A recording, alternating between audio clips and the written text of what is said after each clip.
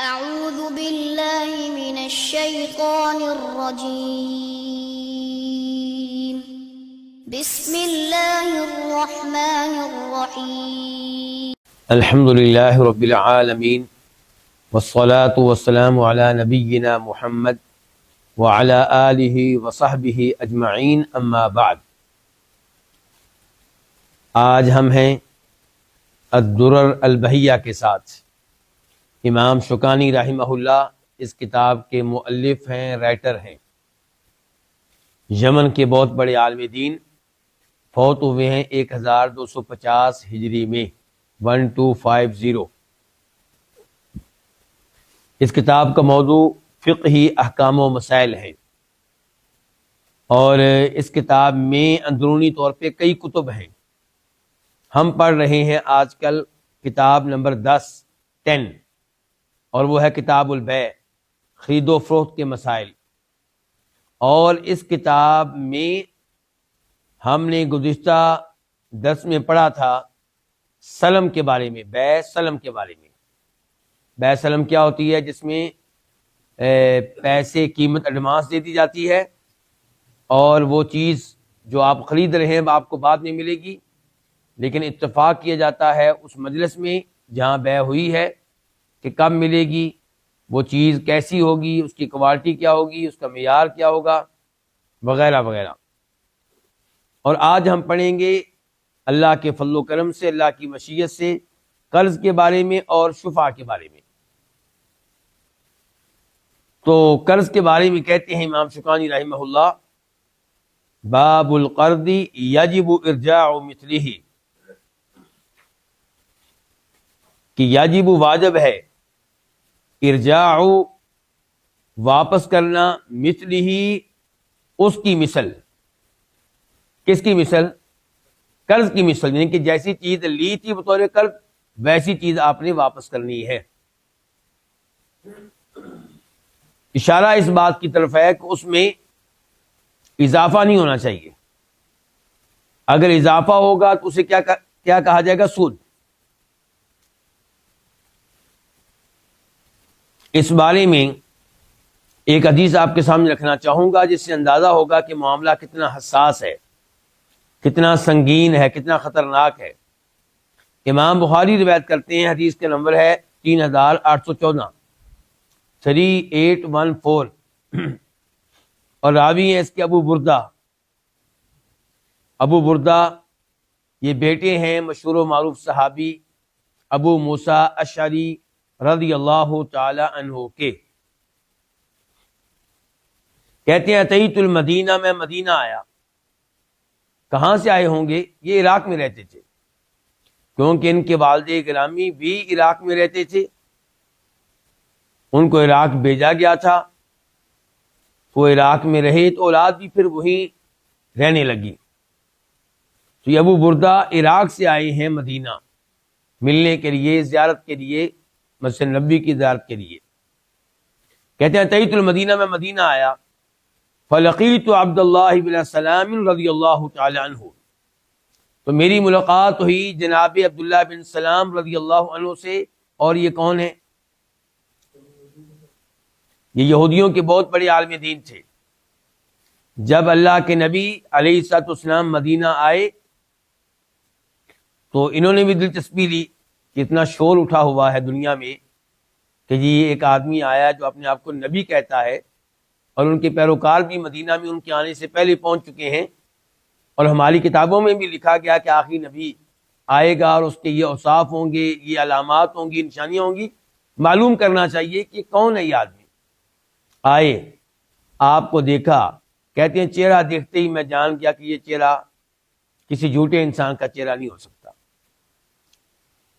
اس کے بعد آپ کی تعلیمات سنی تو ادھر ہی مسلمان ہونے کا اعلان کر دیا۔ تو اللہ ان کو ہدایت دیتا ہے جو ہدایت لینے میں مخلص ہو۔ تو یہ ہیں عبداللہ بن سلام، اور یہ ان میں سے ایک ہیں جن کو خوشخبری ملی دنیا میں کسی چیز کی؟ جنت میں جانے کی۔ یعنی کہ اگر کوئی چاہتا ہے کہ ایسے شخص کو دیکھے جو جنتی ہے، دنیا میں چل رہا ہے، تو آپ نے فرمایا تھا ان کو دیکھ لیں، یعنی کہ عبداللہ بن سلام رضی اللہ تعالیٰ عنہ کو۔ تو عبداللہ بن سلام سے ملاقات ہوئی بلا کس کی؟ ابو بردہ کی. فقالا تو یہ کہنے لگے کون؟ عبداللہ بن سلام. الا تجیء فاطعمک سویقا وتمرا وتدخل فی بیت، کیا تم میرے ساتھ نہیں چلو گے؟ میں تمہیں ستو کھلاؤں گا، کھجوریں کھلاؤں گا، اور تمہیں ایک عظیم گھر میں داخل ہونے کا موقع ملے گا. عظیم گھر کس کے گھر کو کہنے ہیں؟ اپنے گھر کو. اور یہ بڑی عجیب بات ہے کہ اپنے گھر کو عظیم کہہ رہے ہیں. ابھی آپ کو بتائیں گے کہ اس میں راز کیا ہے. ثم قال، پھر کہنے لگے عبداللہ بن سلام، انک بارض الربا بها فاشن، ابو بردہ دھیان سے، تم ایسے ملک میں رہتے ہو، ایسے علاقے میں رہتے ہو جہاں سود کا مرض عام ہے، سود پھیلا ہوا ہے. اذا کان لک علی رجل حق، جب تمہارا کسی آدمی کے ذمے کوئی حق ہو، کسی آدمی نے تمہارا حق ادا کرنا ہو، تمہارے پیسے دینے ہوں، فأہدى إلیک حمل تبن او حمل شعیر او حمل قط فلا تأخذه فإنه ربا. یہ جس نے آپ کا قرض دینا ہے، یہ جس نے آپ کے پیسے دینے ہیں، اگر آپ کو ہدیہ کے طور پہ، تحفہ کے طور پہ توڑی کا کوئی بورا بیچ دے، توڑی کی کوئی گانٹھ بیچ دے، یا جوں کا کوئی بورا بیچ دے، جوں کی کوئی گانٹھ بیچ دے، یا چارے کی کوئی گانٹھ بیچ دے، فلا تاخذوا، یہ ہدیہ نہ لینا، فإنہ ربا، کیونکہ یہ سود ہے.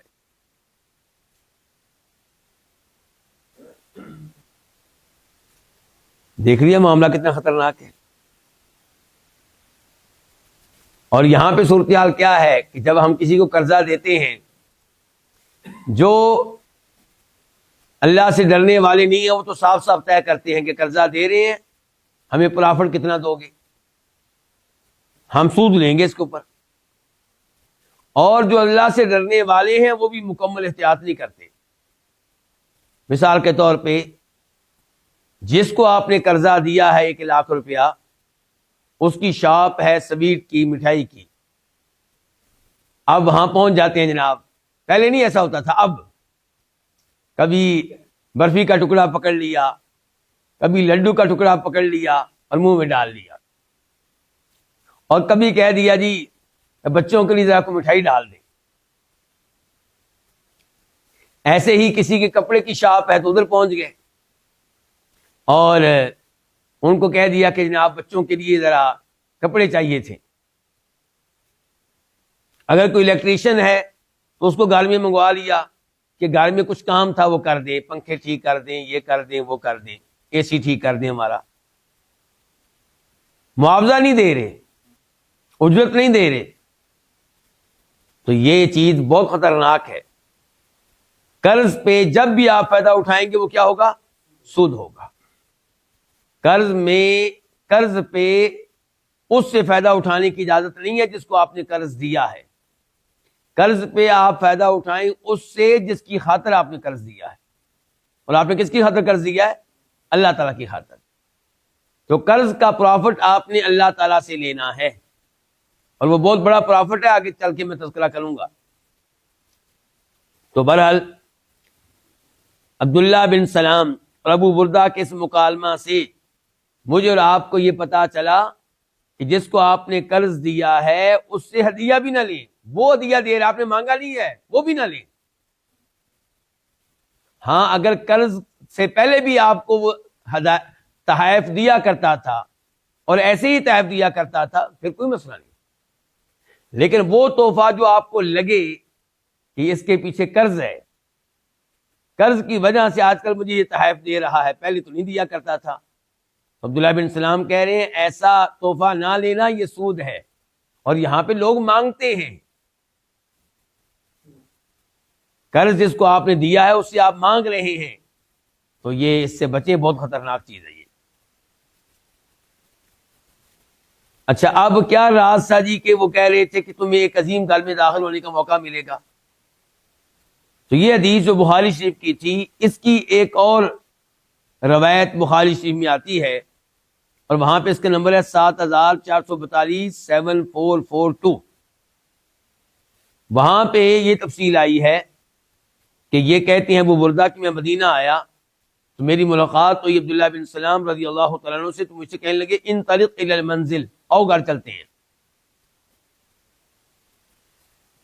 فاسقیک فی قدح شرب فیہ رسول اللہ صلی اللہ علیہ وسلم، میں تمہیں اس پیالے میں پانی پلاؤں گا جس پیالے میں نبی علیہ الصلوۃ والسلام نے میرے گھر میں آ کے پانی پیا تھا۔ وتصلی فی مسجد صلی فیہ النبی صلی اللہ علیہ وسلم، اور تمہیں اس مسجد میں نماز پڑھنے کا موقع ملے گا میرے گھر میں آ کر جس جگہ جس مسجد میں اللہ کے نبی نے نماز پڑھی تھی علیہ الصلوۃ والسلام۔ فانطلقت معہ، چنانچہ میں ان کے ساتھ گیا، فسقانی سویقا، انہوں نے مجھے ستو پلایا، واطعمنی تمرا، کھجوریں کھلائیں، وصلیت فی مسجدہ، اور مجھے ان کی مسجد میں نماز پڑھنے کا بھی موقع ملا۔ تو یہ گھر کو عظیم پھر کیوں کہہ رہے تھے کہ یہ وہ گھر ہے جس میں قدم لگے ہیں نبی علیہ الصلوۃ والسلام کے، جس میں تشریف لائے تھے دنیا کے سب سے افضل انسان جناب محمد رسول اللہ صلی اللہ علیہ وسلم۔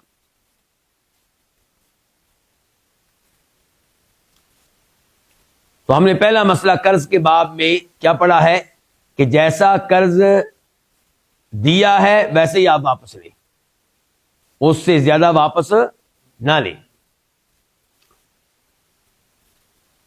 امام شوکانی کہتے ہیں نمبر 2، وَيَجُوزُ أَن يَكُونَ أَفْضَلَ أَوْ أَكْثَرَ إِذَا لَمْ يَكُنْ مَشْرُوطًا، اور جائز ہے کہ واپس آپ قرض سے بہتر چیز لیں یا اس سے زیادہ لیں جب کہ شرط نہ رکھی گئی ہو،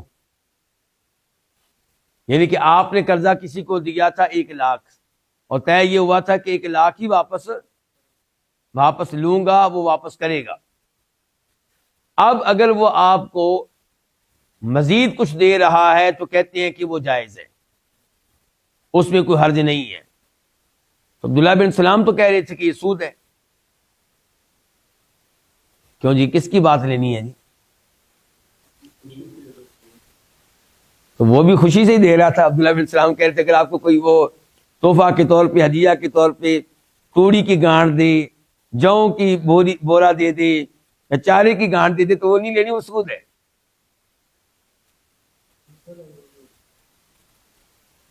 تو آپ نے فرق ذہن میں رکھنا ہے،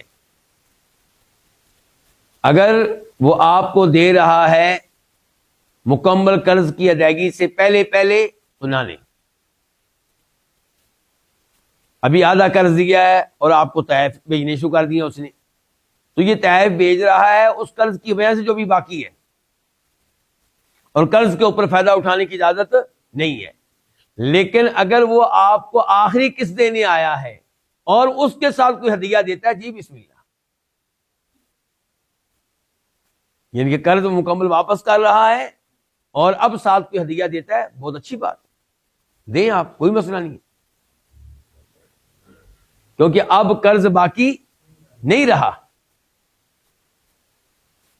اس بارے میں دلائل آپ کے سامنے رکھنا چاہوں گا۔ پہلے نمبر پہ وہ حدیث ہے جس کو امام بخاری روایت کرتے ہیں، نمبر ہے 2394 2394، اور امام مسلم روایت کرتے ہیں، نمبر ہے 715 715۔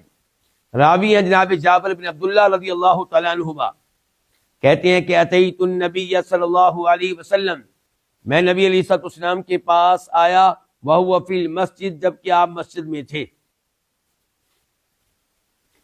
یاد رہے کہ اس کے پیچھے ایک پورا واقعہ ہے تاکہ آپ بات پوری سمجھ سکیں۔ وہ واقعہ میں ذکر کرتا ہوں مختصر طور پہ کہ نبی علیہ السلام اور جناب جابر ایک جنگ سے، غزوہ سے واپس آ رہے تھے۔ جناب جابر کا اونٹ سست ہو گیا، چلنے کا نام ہی نہیں لے رہا تھا، تو نبی علیہ السلام تشریف لائے تو آپ نے کہا جابر کیا مسئلہ ہے؟ جی اللہ کے رسول یہ تھک گیا ہے، اب صحیح چلتا نہیں ہے۔ تو آپ نے ایک تو دعا دی اور ایک آپ نے ہلکی سی ضرب لگائی کس کو؟ اونٹ کو، تو وہ بہت ہی تیز رفتار ہو گیا. نبی علیہ السلام کی برکت دیکھیے، بہت ہی تیز رفتار ہو گیا. اب اللہ کے نبی کہنے لگے جناب جابر سے کہ جابر یہ اونٹ مجھے بیچ دو صلی اللہ علیہ وسلم. جابر رضی اللہ عنہ شروع میں کہنے لگے نہیں اللہ کے رسول میں بیچنا نہیں چاہتا.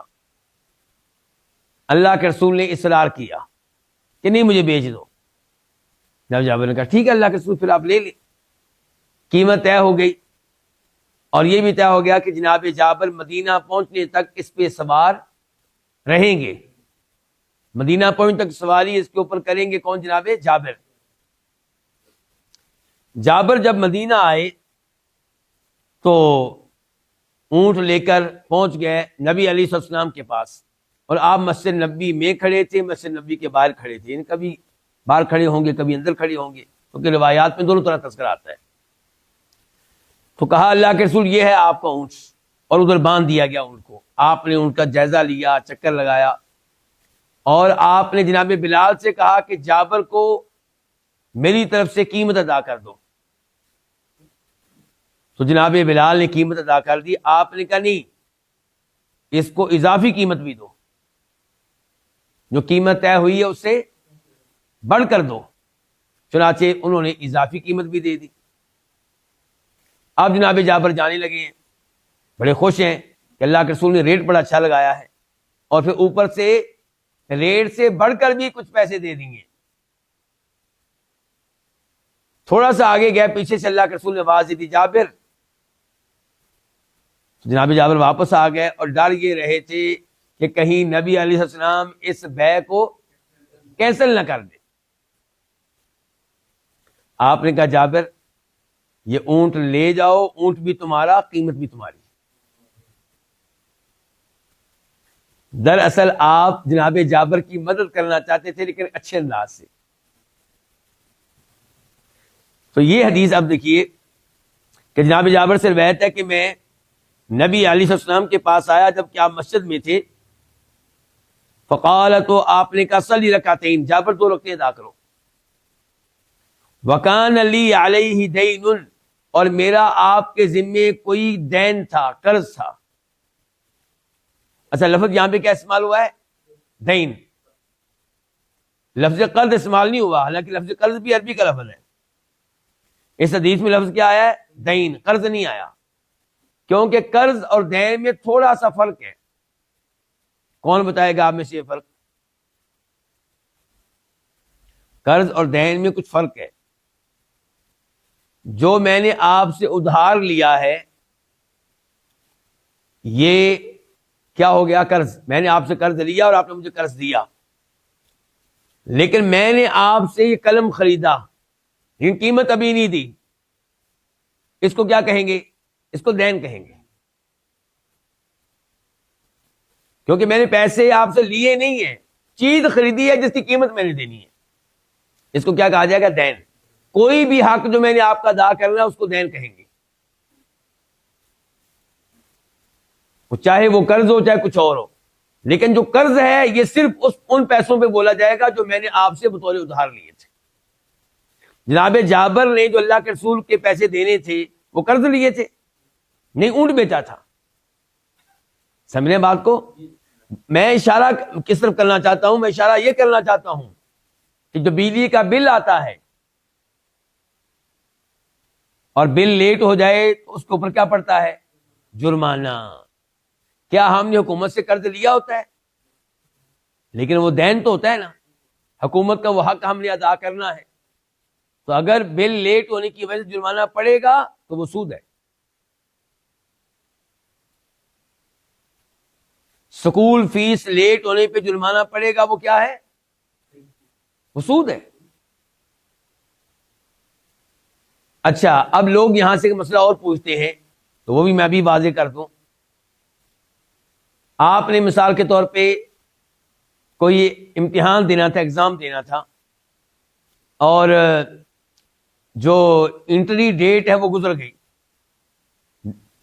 داخلہ فارم جمع کروانے کی ڈیٹ گزر گئی. اب وہ کہتے ہیں جو اب جمع کروائے گا اس سے ہم ڈبل فیس لیں گے. تو یہ سود ہے یا نہیں؟ یہ سود نہیں ہے، کیونکہ یہاں پہ آپ نے کوئی چیز دینی نہیں تھی. یہاں پہ ایسا نہیں تھا کہ آپ نے کوئی چیز دینی ہو اور لیٹ ہوئے ہوں تو کہہ رہے ہو کہ اب جرمانہ ڈال رہے ہیں.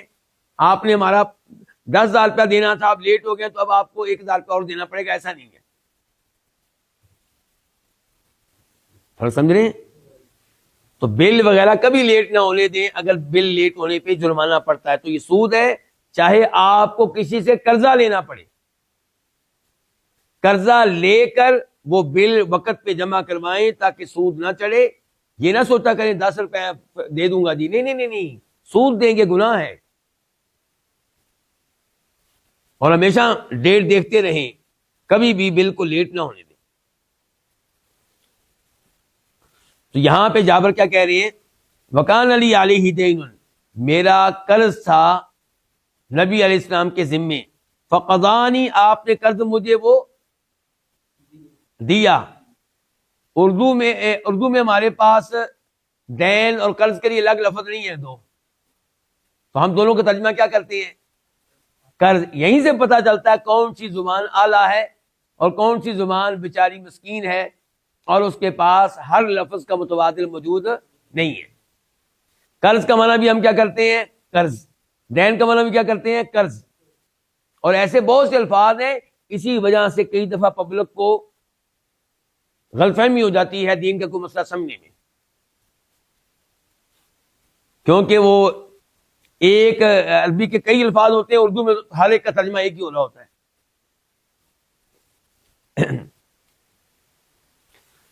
فقدانی، تو آپ نے مجھے وہ یعنی قیمت ادا کی.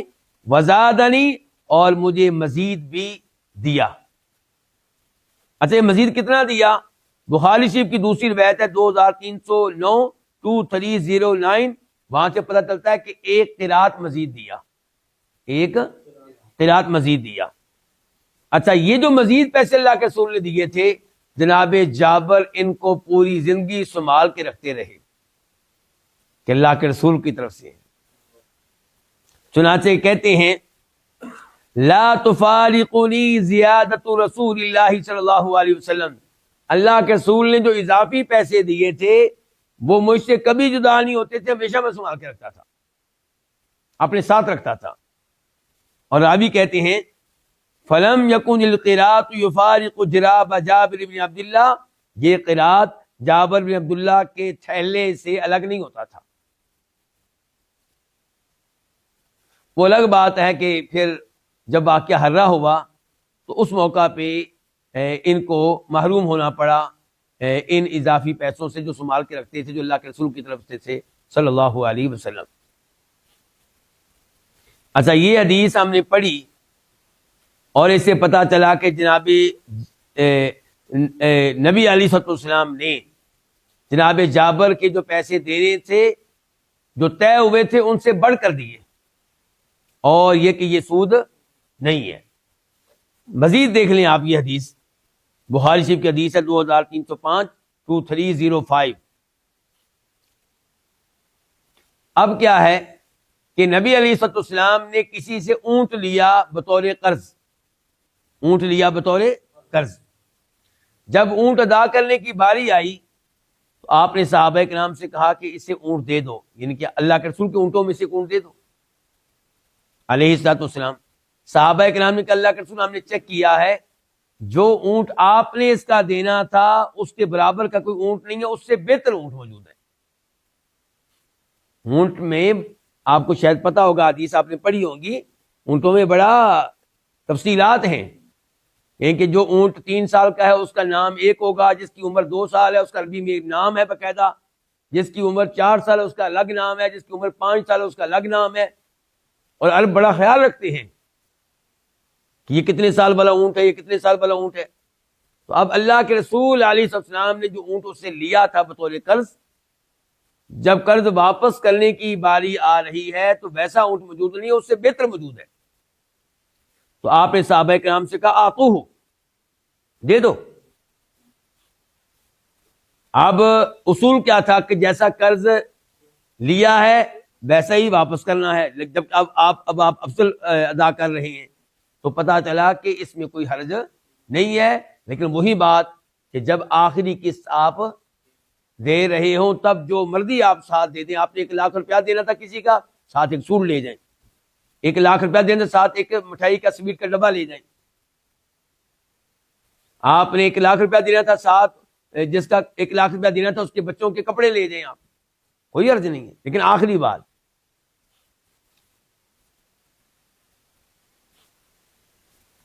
تو یہ تھا. دوسرا مسئلہ کیا تھا کہ وَيَجُوزُ جائز ہے ان یکون افضل, کہ وہ افضل ہو او اکثر یا زیادہ ہو. جناب جابر والی حدیث میں کیا تھا؟ زیادہ. اونٹ والی حدیث میں کیا؟ افضل. تو جائز ہے کہ وہ افضل ہو او اکثر یا زیادہ ہو اذا لم یکن مشروطا, جب کہ اس کی شرط نہ رکھی گئی ہو. ولا يجوز ان يجر القرض نفعا للمقرض, اور جائز نہیں ہے کہ قرض دینے والے کے لیے کوئی فائدہ لے کر آئے. قرض جو ہے قرضہ دینے والے کے لیے کسی فائدے کا سبب بنے, یہ جائز نہیں ہے. ایسا نہیں ہونا چاہیے.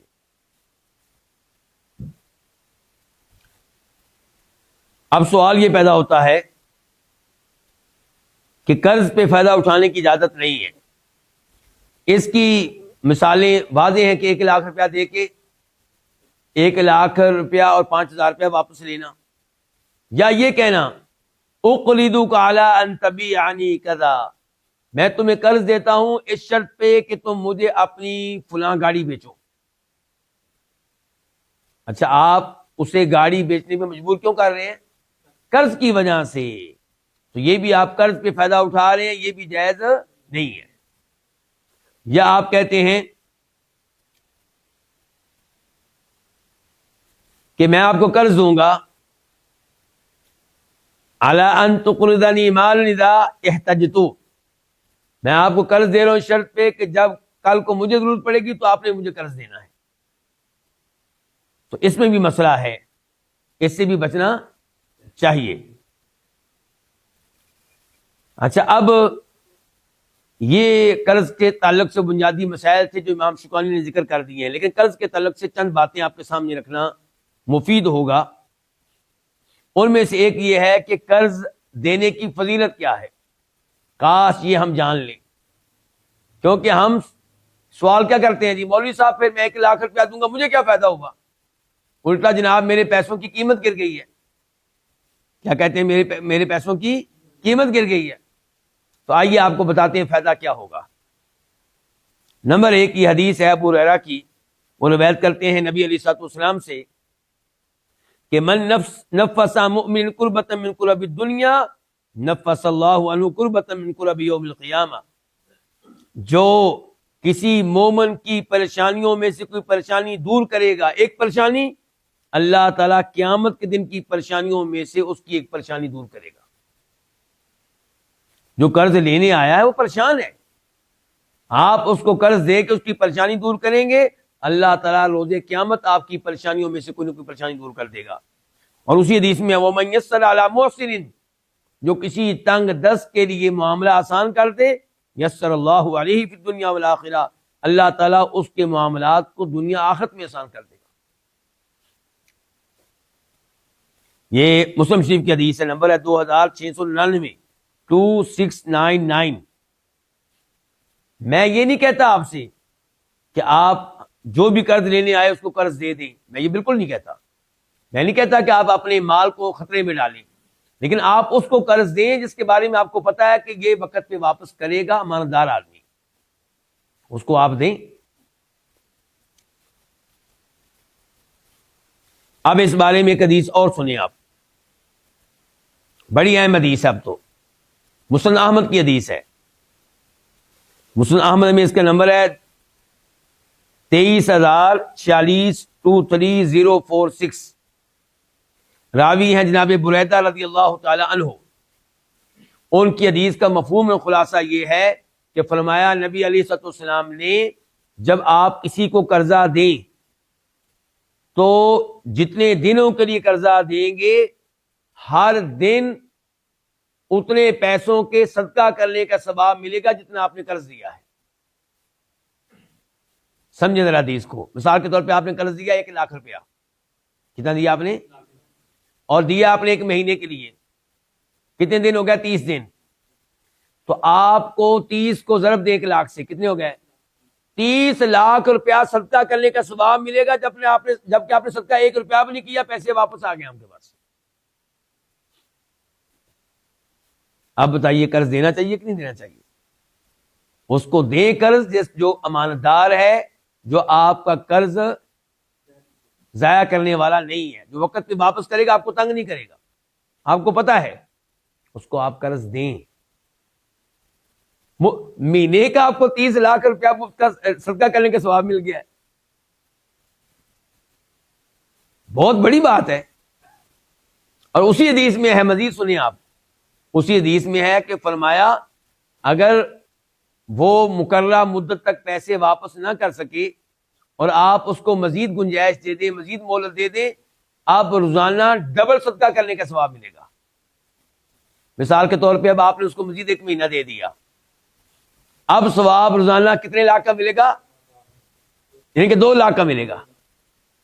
پہلا مہینہ ثواب ملا آپ کو 30 لاکھ کا, دوسرے مہینے ثواب ملا 60 لاکھ کا. 60 اور 30 90 لاکھ روپے صدقہ کرنے کا ثواب مل گیا, جبکہ آپ نے اللہ کی راہ میں 1 روپیہ بھی نہیں دیا, وہ 1 لاکھ روپیہ آپ کے گھر میں واپس آ گیا.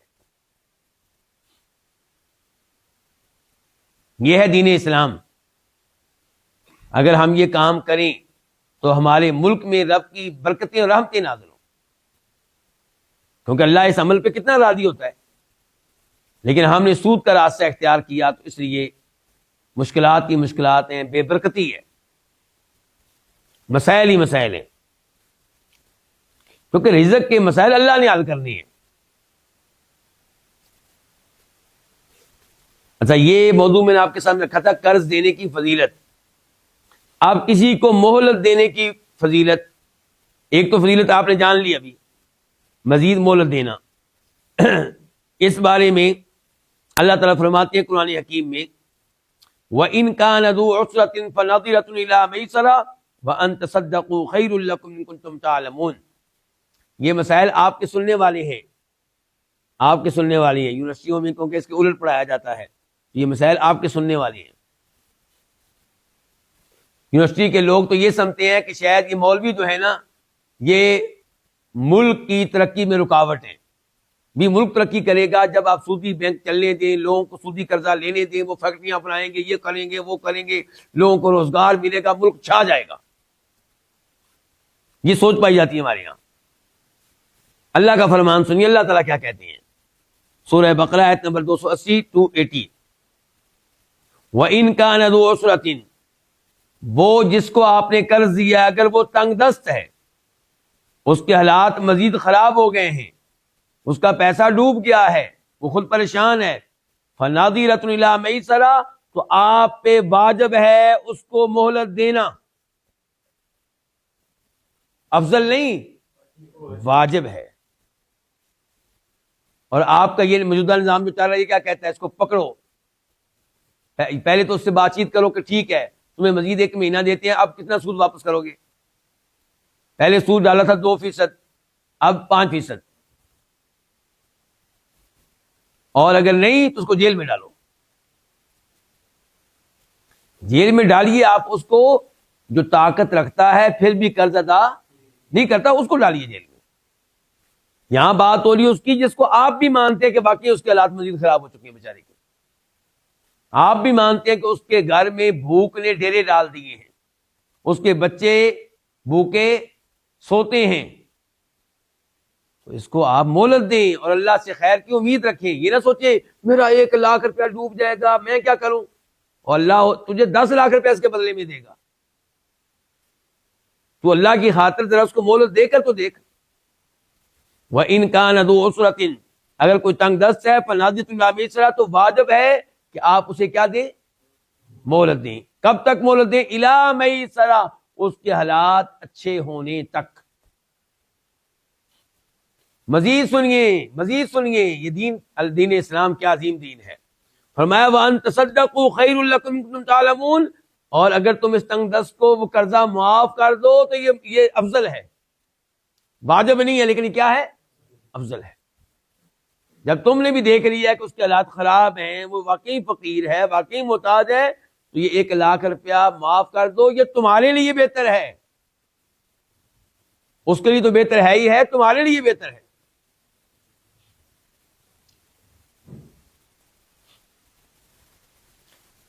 جان لیا دین اسلام پھر کیا ہے، کتنا ہمدرد ہے لوگوں کا، کتنا خیال رکھتا ہے تنگ دستوں کا۔ اور یہ حدیث سنیے، بخاری شریف کی حدیث ہے، نمبر ہے 2391 2391۔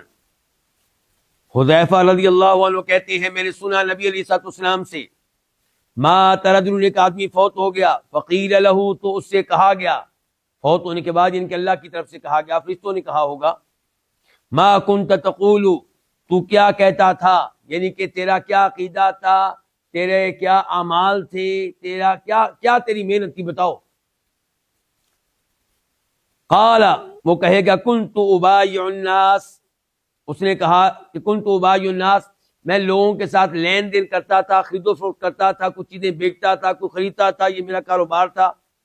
فاتجوز عن الموسر، تو جو خوشحال لوگ ہوتے تھے میں ان سے بھی درگزر کیا کرتا تھا، کیا مطلب ان کو گنجائش دیتا تھا، مہلت دیتا تھا۔ وَأُخَفِّفُ عَنِ الْمُعْسِرِ، اور جو تنگ دست ہوتا، غریب حال ہوتا، فقیر ہوتا، اس کے قرض میں کمی کر دیتا۔ فَغُفِرَ لَهُ، فرماتے ہیں نبی علیہ السلام اللہ تعالی نے اس کو معاف کر دیا۔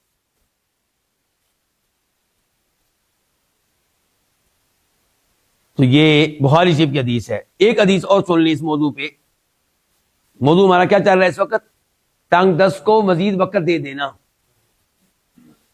مسلم شریف کی حدیث ہے، فرمایا نبی کریم صلی اللہ علیہ وسلم نے، من انذر معسرا او وضع عنہ اضلہ اللہ فی ظلہ، جو کسی تنگ دست کو مہلت دے یا قرضہ معاف کر دے، اللہ تعالیٰ اسے روز قیامت اپنے عرش کے سائے میں جگہ دے۔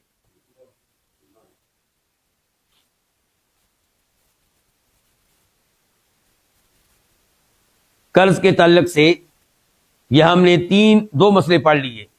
نمبر 1 پڑھا قرض کی فضیلت، نمبر 2 تنگ دست کو مہلت دینا، نمبر 3 یہ پڑھنے لگے ہیں کہ اگر کوئی مالدار ہے اور کسی کا حق دینا ہے، نہیں دے رہا، ٹال مٹول کر رہا ہے، تو یہ ظلم ہے، یہ زیادتی ہے۔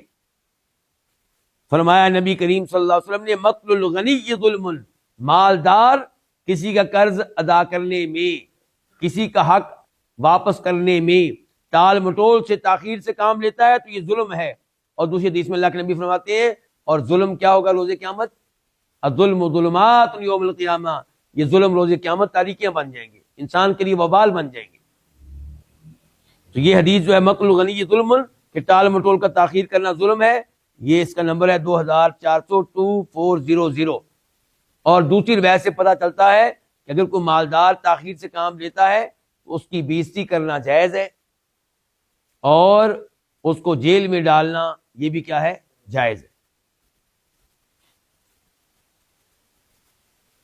چوتھے نمبر پہ قرض کے تعلق سے، کہ جو کسی سے قرض لے اور نیت اس کی صاف ہے، واپس کرنا چاہتا ہے، اور جو مدت مقرر ہوئی ہے اس کے مطابق واپس کرنا چاہتا ہے، تو اس کے لیے خوشخبری ہے کہ اللہ تعالیٰ اس کی مدد کرے گا۔ اور جو کسی سے قرض لے اور لیتے ہوئے نیت خراب ہے، واپس کرنے کی کوئی نیت نہیں ہے، تو اللہ تعالی کے عذاب سے بچ نہیں سکے گا، اللہ کی سزا سے بچ نہیں سکے گا۔ یہ سنیں حدیث ذرا، بخاری شریف کی حدیث ہے، نمبر ہے 2387 2387۔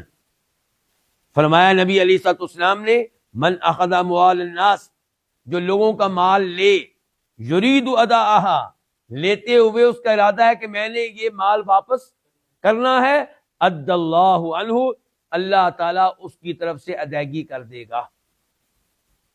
اس کا کیا مطلب ہے؟ علماء کرام نے کہا اس کے دو مطلب ہیں. پہلا تو یہ کہ اللہ تعالیٰ اس کو قرض واپس کرنے کی توفیق دے گا، اللہ اس کے لیے آسانیاں کر دے گا، اللہ اس کی مدد فرمائے گا. اور اگر اللہ تعالیٰ کی طرف سے اسے دنیا میں توفیق نہ مل سکی، لیکن وہ بیچارہ پریشان تھا، قرض واپس کرنا چاہ رہا تھا، دعائیں کرتا تھا، محنت کرتا تھا، اسی حال میں فوت ہو گیا، اور پیچھے سے وارثوں نے بھی قرض واپس نہیں کیا، ان کے پاس بھی طاقت نہیں تھی، تو اللہ تعالیٰ روز قیامت اس کی طرف سے ان کا حق ادا کر دے گا جن کا قرض اس نے دینا تھا. اس کی نیکیاں لے کر اس کو نہیں دی جائیں گی. لیکن یہ کون تھا؟ جس نے قرض لیا نیک نیتی سے اور واپس کرنے کے معاملے میں کیا تھا؟ پریشان، محنت کرتا رہا، دعائیں کرتا رہا، لیکن کچھ نہیں بن سکا، فوت ہو گیا. اس کے بارے میں بات ہو رہی ہے. تو ابھی حدیث کا میں نے آدھا حصہ پڑھا ہے، دوسرا حصہ کیا ہے؟ وَمَنْ أَخَذَهَا يُرِيدُ إِتْلَافَهَا، جو کسی سے کسی کا مال لے اور ارادہ ہو اس کو برباد کرنے کا، مال واپس نہ کرنے کا، أَتْلَفَهُ اللَّهُ، اللہ تعالیٰ اس بندے کو برباد کر کے رکھ دے گا. علماء کرام نے کہا ہے اس کی بھی دو مطلب ہیں، یا تو دنیا میں اللہ تعالیٰ اس کو عبرت کا نشان بنائے گا، کسی آزمائش میں مبتلا کر دے گا، کسی بیماری میں، کسی آفت میں، کسی ٹینشن میں، کسی پریشانی میں، اور یا پھر روز قیامت اللہ تعالیٰ سے جہنم کی آگ میں ڈالے گا.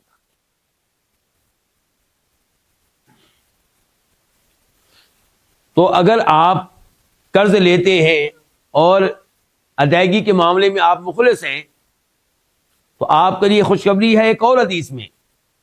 وہ کیا ہے؟ یہ سنن ابن ماجہ کی حدیث ہے. فرماتے ہیں نبی علیہ الصلوۃ والسلام، ان اللہ مع الدائن حتی یقضی دینہ، اللہ تعالیٰ قرض لینے والے کے ساتھ ہوتا ہے جب تک کہ وہ قرض واپس نہ کر لے. اللہ تعالیٰ قرض لینے والے کے ساتھ ہوتا ہے. معیت، اللہ کی معیت، یہ عام معیت ہے کہ خاص معیت ہے. یعنی کہ آپ نے قرض لیا، اس نیت سے لیا کہ واپس کروں گا، اور کوشش کر رہے ہیں، محنت کر رہے ہیں، ٹینشن لیتے ہیں، تو آپ کے لیے خوشخبری یہ ہے کہ اللہ کی معیت آپ کو حاصل، اللہ کا ساتھ.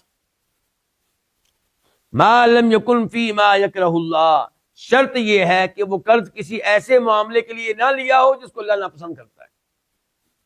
ایسا نہ ہو کہ قرض لیا ہو 30 اور 7واں 40واں برسی کے لیے، ایسا نہ ہو کہ قرض لیا ہو شادی پہ فضول خرچی کرنے کے لیے، شادی کے موقع پہ ڈانس کی محفل منعقد کرنے کے لیے. تو ایسے کاموں میں قرض لیں گے تو اللہ کی مدد نہیں ہوگی. اچھا، یہ حدیث ابن ماجہ کی ہے، نمبر ہے وہاں پہ اس کا 2409 2409. آگے دیکھیں آپ حدیث کے بعد، حدیث کے راوی ہیں عبداللہ بن جعفر. کون؟ جعفر کون بولا؟ جعفر طیار کے بیٹے عبداللہ بن جعفر، یہ بھی صحابی ہیں. اچھا، یہ کیا کرتے تھے؟ یہ اپنے خازن سے کہتے اذهب فخذ لی بدین، جاؤ یار کسی سے میرے لیے قرضہ لے کر آؤ، کسی سے میرے لیے. کیوں؟ سنیں ذرا. فإنی اکرہ ان ابیت لیلۃ الا واللہ معی بعد الذی سمعت من رسول اللہ صلی اللہ علیہ وسلم. اللہ کے نبی کی احادیث پہ صحابہ کرام کو یقین کتنا تھا، یہ دیکھیں آپ. اللہ کے نبی نے کہہ دیا کہ قرضہ لینے والا قرضہ لے، اور مراد یہ کہ نیت صاف ہو تو اللہ تعالیٰ اس کے ساتھ ہے، اللہ کی معیت اس کو ملے گی. تو عبداللہ بن جعفر اپنے آدمی کو بھیجتے کسی سے قرضہ لے کر آؤ میرے لیے، یعنی کہ علامتی قرضہ، یہ نہیں کہ ان کو ضرورت نہیں ہوتا تھا. اس حدیث کی وجہ سے مثال کے طور پہ 50 روپے ہی لے آؤ، مثال کے طور پہ. کیوں؟ کیونکہ میں نہیں چاہتا کہ میں ایک رات بھی ایسی گزاروں جس میں اللہ کا ساتھ مجھے نہ ملے.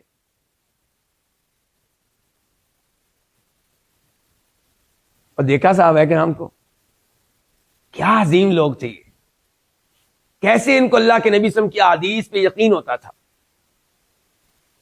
اور یہ وہ لوگ ہیں جن کو اللہ نے چن لیا اپنے نبی کی صحبت کے لیے علیہ الصلوۃ والسلام.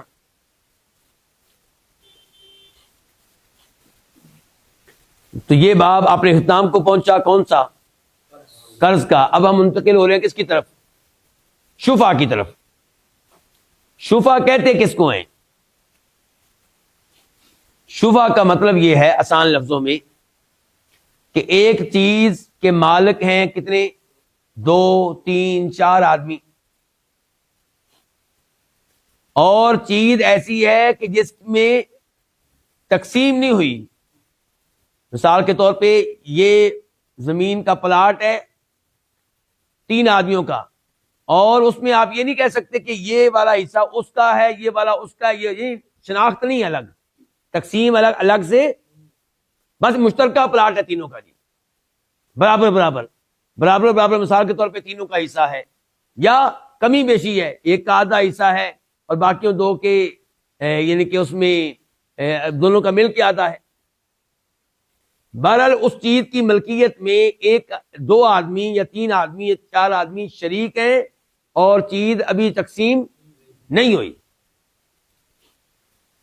تو شریعت یہاں پہ کہتی ہے کہ اگر ان میں سے کوئی اپنا حصہ بیچنے لگے تو وہ پہلے اپنے شریک سے، پارٹنر سے پوچھے کہ میں یہ چیز اتنے میں بیچنے لگا ہوں، خریدنا چاہتے ہو؟ مثال کے طور پہ میں یہ حصہ بیچنے لگا ہوں 50 لاکھ روپے میں. وہ کہتا جی میں تو 50 لاکھ روپے میں نہیں خرید سکتا، 40 کا بیچو گے تو خرید لوں گا. تو اب اس آدمی کو حق حاصل ہے کہ وہ کسی اور کو بیچے جو اس کو 45 لاکھ روپیہ دے رہا ہے یا 50 لاکھ روپیہ دے رہا ہے یا 60 لاکھ روپیہ دے رہا ہے، بیچ سکتا ہے وہ. لیکن اگر اس نے 40 میں ہی بیچنا ہے کسی اور کو تو پھر اس پہ واجب ہے کہ 40 میں کس کو بیچے؟ اپنے شریک کو، اپنے پارٹنر کو، کیونکہ کل کو اس کو نقصان ہوگا. فائدہ آپ اس کا کریں جو آپ کا کیا ہے؟ پارٹنر ہے، شریک ہے. عام طور پہ لوگ کیا کرتے ہیں جب غلط فہمیاں ہو جاتی ہیں نا، پھر اپنے پارٹنر کو تنگ کرنا چاہتے ہیں. اگر میرا پارٹنر جو ہے اس نے میرے ساتھ کوئی بدتمیزی کی ہے، بد اخلاقی کی ہے، کوئی زیادتی کی ہے، اب میں اس کو سزا دینا چاہوں گا. میں چاہوں گا کہ میں اپنا حصہ کسی بدمعاش کو بیچوں جو اس کو بعد میں تنگ کرے، اس کو پریشان کرے. شریعت کہتی ہے نہیں، یہ کام نہیں کرنا. شریعت کہتی ہے آپ اپنے پارٹنر کا خیال رکھیں. اس نے آپ کا خیال رکھا نہیں رکھا، آپ اس کا خیال رکھیں. آپ پہلے اس کو پیشکش کریں، اگر وہ خریدنا چاہے تو ٹھیک، نہ خریدنا چاہے پھر کسی اور کو آپ بیچ سکتے ہیں. اب فرض کرتے ہیں کہ کسی نے اس حدیث کی خلاف ورزی کی اور اس نے کسی اور کو بیچ دیا، تو اب یہ جو پارٹنر ہے اس کو بعد میں پتا چلا تو یہ کورٹ میں جا سکتا ہے، عدالت میں جا سکتا ہے، حق شفا دائر کر سکتا ہے. حق شفا دائر کر سکتا ہے اور کورٹ پھر اس کو یہ حق لے کر دے گی. کورٹ کہے گی کہ جتنے پیسوں میں تو نے اس کو بیچا ہے، اس کو بلائے گی، اس آدمی کو جو تیسرا آدمی ہے جس نے خرید لیا آ کے، اس کو کہے گی کہ تم اس آدمی سے پیسے لو اور یہ اس کا حقدار یہ ہے، کیونکہ یہ اس کا شریک ہے، پارٹنر ہے، تم تو دو بار سے آئے ہو. حنفی علماء کرام اس مسئلے میں کچھ اختلاف رکھتے ہیں. وہ کیا؟ وہ کہتے ہیں کہ پڑوسی کو حق شفا ملے گا. کس کو؟ پڑوسی کو بھی حق شفا ملے گا، جبکہ انشاءاللہ راجح بات یہ کہ پڑوسی کو نہیں ملے گا. پڑوسی اگر پارٹنر ہے تو اس کو ملے گا. مثال کے طور پہ میرا پلاٹ ہے اور اس کی باؤنڈری ہے، پتہ ہے ہر ایک کو کہ یہ ہے میرا پلاٹ، اور ساتھ والا پلاٹ کسی اور کا ہے، اس کی الگ باؤنڈری ہے. تو اب میں اگر اپنا پلاٹ بیچنا چاہتا ہوں تو میرے اوپر واجب نہیں ہے کہ میں اس کو پیشکش کروں. بہتر یہی ہے کہ میں اس کو کروں، کیونکہ پڑوسی کے بھی حقوق ہوتے ہیں، لیکن اب واجب نہیں ہے. تو فرق سمجھ رہے ہیں نا آپ، پڑوسی میں اور پارٹنر میں. اب ذرا مسئلہ دیکھتے ہیں. کہتے ہیں شفعہ سببھا، اس کا سبب کیا ہے، یعنی کہ کیوں کسی کو کہ شفعہ ملتا ہے. شفعہ کا سبب کیا ہے؟ الاشتراک فی شیء ولو منقولا، کسی ایک چیز میں کیا ہونا؟ پارٹنر ہونا، کسی ایک چیز میں شریک ہونا ایک دوسرے کا. ولو منقولا، چاہے وہ چیز منقولہ اشیاء میں سے ہو. میں نے ابھی تک مثالیں دی تھی کس کی؟ زمین کی. زمین منقولہ ہوتی ہے کہ غیر منقولہ؟ زمین کو کہیں لے جا سکتے ہیں تو وہ کیا ہوئی؟ غیر منقولہ. تو کہتے ہیں امام شوکانی کہ صحیح بات یہ ہے کہ شفعہ ان چیزوں میں بھی ہوگا جو منقولہ ہے. مثال کے طور پہ گاڑی میں 2 پارٹنر ہیں. گاڑی میں کتنے پارٹنر ہیں؟ 2، مشترکہ طور پر ان کی ملکیت ہے. اب ان میں سے ایک اپنا حصہ بیچنا چاہتا ہے تو وہاں پہ بھی وہ پہلے پیشکش اس کو کرے جو اس کا کیا ہے؟ پارٹنر ہے. اگر وہ نہ خریدے تو کسی اور کو بیچے. اور اگر ہوا یہ کہ جناب میرا کوئی پارٹنر تھا اس نے مجھے تنگ کیا، اب میں نے بھی کہا میں اس کو سیدھا کروں گا، اب میں نے جناب حصہ بیچ دیا کسی بدمعاش کو، اس کو بتائے بغیر، اس کو پیشکش کیے بغیر، تو وہ اب کورٹ میں جا کے آپ وہ دعویٰ دائر کر سکتا ہے میرے خلاف، اور کورٹ مجبور کرے گی اس آدمی کو جو خرید چکا ہے کہ تم اس آدمی سے قیمت لو، جو میرا پارٹنر ہے اس سے قیمت لو اور یہ ملکیت اس کو دو۔ تو الاشتراک فی شیء، کسی چیز میں شریک ہونا، ولو منقولا، چاہے وہ چیز کیا ہو، منقولہ اشیاء میں سے ہو، جیسے کہ کپڑے ہیں یا گاڑیاں ہیں، موبائل ہیں، اور کوئی جانور ہے وغیرہ۔ اچھا، جو مسئلہ ہم نے پڑھا ہے اس کی دلیل کیا ہے، اس کی حدیث کیا ہے، وہ دیکھ لیتے ہیں۔ امام بخاری روایت کرتے ہیں، حدیث کا نمبر ہے 2213 2213، اور امام مسلم روایت کرتے ہیں، نمبر ہے 1608 1608۔ جناب جابر کہتے ہیں جعل رسول اللہ صلی اللہ علیہ وسلم الشفعۃ فی کل مال لم یقسم، نبی علیہ السلام نے شفع مقرر کیا ہر اس مال میں جو ابھی تقسیم نہیں ہوا، ہر اس مال میں جو ابھی تقسیم۔ تو اب بتائیے پھر اس حدیث کے جو الفاظ ابھی آپ نے سنے ہیں، ان کے لحاظ سے پڑوسی کا حق شفع بنتا ہے کہ نہیں بنتا؟ نہیں بنتا، کیونکہ پڑوسی کا مکان الگ ہے، میرا الگ ہے، اور شفع کا حق ہے اس مال میں جو ابھی تقسیم، یعنی کہ پارٹنر کو حق حاصل ہے، وہ پارٹنر جس کے ساتھ ابھی میرے اس زمین کی حد بندی نہیں ہوئی تھی، بس یہ تھا کہ آدھی زمین میری، آدھی اس کی، کون سی آدھی میری کون سی اس کی، یہ شناخت نہیں تھی، ابھی یہ طے ابھی نہیں ہوا تھا۔ تو فرمایا ابو جابر نے کہ نبی علیہ السلام نے شفع مقرر کیا فی کل مال لم یقسم، ہر اس مال میں جو تقسیم نہیں ہوا۔ فَإِذَا وَقَعَتِ الْحُدُودُ، نبی صلی اللہ علیہ وسلم فرماتے ہیں کہ جب حدود واقع ہو جائیں، باؤنڈریاں قائم ہو جائیں، کیا قائم ہو جائیں؟ کہ یہ زمین اس کی اور یہ اس کی، وَصُرِّفَتِ الطُّرُقُ، اور راستے متعین ہو جائیں، راستے واضح ہو جائیں، گلیاں واضح ہو جائیں، فَلَا شُفَعَةَ، تو پھر کوئی شفع نہیں ہو سکے گا۔ تو اس حدیث سے جہاں یہ پتا چل رہا ہے کہ شفع کا حق حاصل ہے کس کو؟ شریک کو، پارٹنر کو، وہاں یہ بھی پتا چل رہا ہے کہ پڑوسی کو یہ حق حاصل نہیں ہے، اور یہ بھی پتا چل رہا ہے کہ شفع ہر مال میں ہے، فی کل مال، چاہے وہ منقولہ اشیاء میں سے ہو یا غیر منقولہ میں سے۔ امام شوکانی کہتے ہیں اب فَإِذَا وَقَعَتِ الْقِسْمَةُ فَلَا شُفَعَ، جب تقسیم واقع ہو جائے تو پھر کوئی شفع نہیں ہو سکے گا۔ اچھا، کئی لوگ یہاں پہ وہ حدیث پیش کرتے ہیں جو پڑوسی کے حق شفع کے قائل ہیں، وہ حدیث پیش کرتے ہیں الجار حق بثقبہ، کہ فرمایا تھا نبی علیہ السلام نے کہ پڑوسی زیادہ حقدار ہے اپنے پڑوسی ہونے کی وجہ سے، اپنے قرب کی وجہ سے، قریب ہونے کی وجہ سے۔ لیکن معلوم ہونا چاہیے کہ لفظ الجار، جس کا ترجمہ اردو میں ہم کیا کرتے ہیں، پڑوسی، لفظ الجار دو معنی میں آتا ہے۔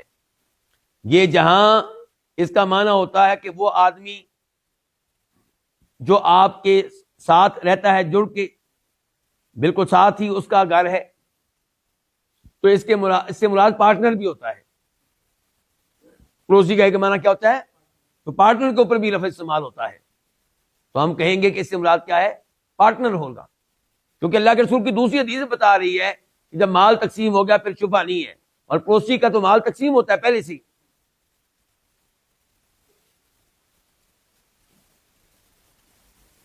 اس کے بعد امام شوکانی کہتے ہیں وَلَا يَحِلُّ لِلشَّرِيكِ أَن يَبِيعَ حَتَّى يُؤْذِنَ شَرِيكَهُ، اور پارٹنر کے لیے جائز نہیں ہے، حلال نہیں ہے کہ ان یبیع، کہ وہ اپنا حصہ بیچے جب تک کہ اپنے پارٹنر کو اطلاع نہ دے لے، پہلے کیا کرے؟ اس کو اطلاع دے۔ اور اس بارے میں حدیث ہے جس کو روایت کرتے ہیں امام مسلم، نمبر ہے 1608 1608، جناب جابر اس کے راوی ہیں کہ قضا رسول اللہ صلی اللہ علیہ وسلم بالشفعۃ فی کل شرکۃ لم تقسم، نبی علیہ السلام نے فیصلہ دیا شفعے کا ہر اس مشترکہ مال میں لم تقسم جو ابھی تقسیم نہیں ہوا، ربعۃ، وہ کوئی گھر ہو، کوئی رہائش گاہ ہو، او حائط، یا کوئی باغ ہو، لا یحل له ان یبیع، اس کے لیے جائز نہیں ہے کہ اپنا حصہ بیچے حتیٰ یؤذن شریکہ، جب تک کہ اپنے پارٹنر کو اطلاع نہ دے دے۔ فإن شاء أخذ، اگر وہ چاہے تو وہ خرید لے، وإن شاء ترک، اگر چاہے تو وہ نہ خریدے۔ فإذا باع، اگر کوئی آدمی بیچ ڈالے کیا اپنا حصہ، ولم یؤذنوا، اور نہ اطلاع دے کس کو، اپنے پارٹنر کو، فهو احق به، وہ پارٹنر اب زیادہ حق رکھتا ہے اس کے اوپر، وہ کورٹ میں جا سکتا ہے۔ یعنی آج کے درس کا آخری جملہ، ولا تبطلوا بالتراخی، اور لیٹ ہو جانے سے یہ حق ختم نہیں ہوگا، لیٹ ہو جانے سے یہ حق ختم نہیں ہوگا۔ کہنا یہ چاہتے ہیں کہ مثال کے طور پہ پارٹنر کورٹ میں گیا ہفتے کے بعد، جب اس کو پتا چلا کہ اس نے اپنا حصہ بیچ دیا ہے، کورٹ میں پہنچا ہفتے کے بعد یا مہینے کے بعد، لیٹ ہو گیا ہے، تو اس وجہ سے یہ حق ختم نہیں ہوگا، یہ کہنا چاہتے ہیں امام شوکانی رحمہ اللہ، اور اس مسئلے میں اختلاف موجود ہے۔ تو امام شوکانی نے اپنی رائے دی ہے، اور وہ یہ ہے کہ لیٹ ہو جانے سے یہ حق ختم نہیں ہوگا۔ تو بہرحال یہاں پہ یہ تو کہنا پڑے گا کہ لیٹ ہو جانے سے ختم نہیں ہوگا، لیکن اگر اس کو اطلاع مل گئی، کیا ہوا، اطلاع مل گئی کہ اس نے اپنا حصہ بیچ دیا میرے پارٹنر نے، اس نے پھر بھی کورٹ میں دعویٰ دائر نہیں کیا اور بیٹھا رہا، 2 سال کے بعد پہنچ گیا، ظاہر ہے کہ اس نے تو حق نہیں ملے گا نا۔ ہاں اگر اس کو اطلاع لیٹ ملی تھی، کیا ہوا تھا، اطلاع لیٹ ملی، جب اطلاع ملی تب وہ کورٹ میں پہنچ گیا جتنا جلدی ممکن تھا، تو پھر ظاہر ہے کہ اس کا حق اس کو ملے گا۔ اللہ رب العزت سے دعا ہے کہ اللہ تعالی ہمیں قرآن و حدیث کے احکام و مسائل سمجھنے کی توفیق عنایت فرمائے، اور یہ جاننے کی بھی توفیق دے کہ پڑوسی کے اور آپ کے پارٹنر کے آپ کے اوپر کتنے حقوق ہیں۔ وصلی اللہ تعالی علی نبینا محمد وعلی آلہ وصحبہ اجمعین۔